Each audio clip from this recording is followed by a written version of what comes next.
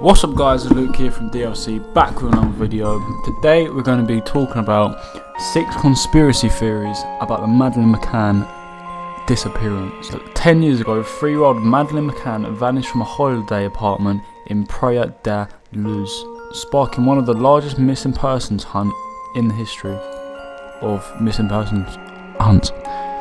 The case sparked an unprecedented level of media interest, but a decade later there have still been no definitive breakthroughs and her fate remains unknown. Although rumours, conspiracies and speculation still run rife, there are a handful of more likely theories behind her disappearance. Burglary gone wrong. When Scotland Yard launched its review of the investigation in 2011, officers identified a string of break-ins at apartments across the Algarve, including in Praia da Luz. They found that there had been a 4-fold increase in the number of burglaries in that area in the months running up to Madeleine's disappearance. The patio doors of the McCann's apartment had been left unlocked on the night of May 3rd, meaning opportunistic thieves could have had easy access. The burglaries were thought to have been the work of a gang of roving thieves, and police began exploring the theory that Madeleine may have been snatched after waking up and disturbing the intruders. Detectives identified a list of mobile phones that had been in the resort at the time of Madeleine's disappearance in an effort to trace possible suspects. Bogus charity collectors.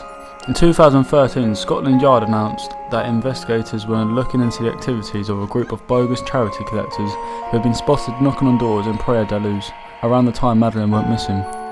Witnesses were able to provide 2 e-fit images of men who were seen visiting apartments in the resort on the pretense of collecting money for orphans. It was thought the criminals had been posing as charity collectors, while also using the ruse to scope out apartments to burgle. Police issued a series of photo-fit images of suspects that said may have been hanging around the Algarve during that period, and the pictures featured on a BBC Crime Watch appeal. Abducted by a paedophile gang. Police have also been forced to explore the possibility that Madeleine was abducted by a sex attacker who had been operating throughout the Algarve for several years. Police identified 9 sexual assaults and 3 near misses on British girls aged between 6 to 12 in the 3 years before Madeleine went missing. In one case from 2005, a 10-year-old girl was assaulted in an apartment Praia da Luz, closest spot from where Madeleine vanished. An Irish family who had been on holiday in the resort in May 2007 reported seeing a man carrying a child around Madeleine's age towards the beach at around 10 PM on the night she disappeared. Martin Smith from Drogheda, Co-Louth in the Republic of Ireland, gave the description to Portuguese police at the time, but little was done with the information. In 2008 he met with private detectives working for the McCann family and produced an e-fit image of the man he had seen.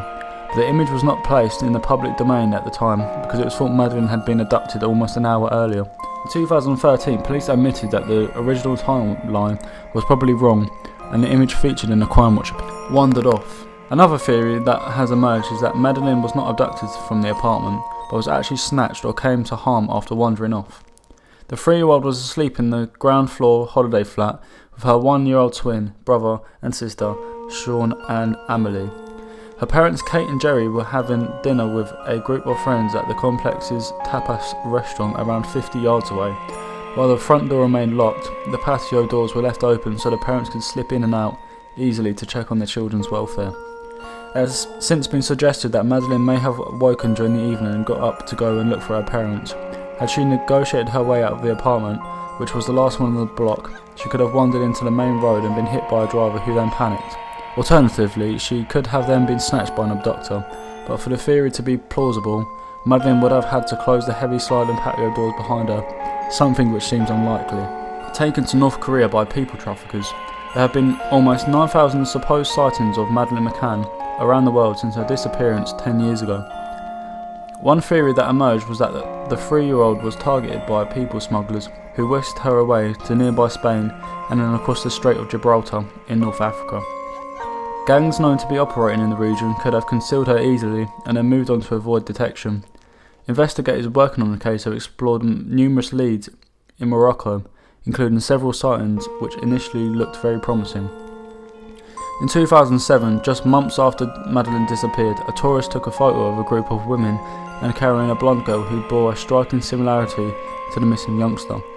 However, the group was subsequently tracked down and the girl was identified as the 5-year-old daughter of a local farmer.